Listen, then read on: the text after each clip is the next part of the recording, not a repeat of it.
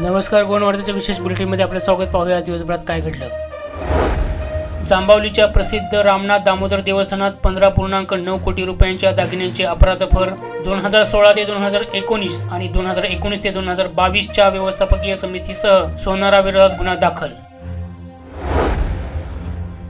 आसगावातील घर पाडण्याच्या प्रकरणात पूजा शर्माची अटकपूर्व जामिनासाठी धाव. गुन्हा अन्वेषण शाखेत हजर राहण्यासाठी वाढवून मागितली मुदत.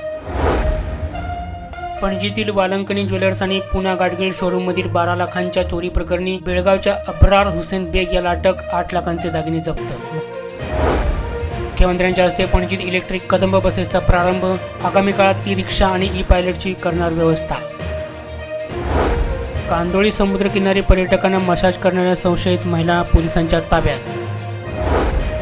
आणि उसगावात कोसळलं झाड, दैव बलवत्तर म्हणून टळली दुर्घटना.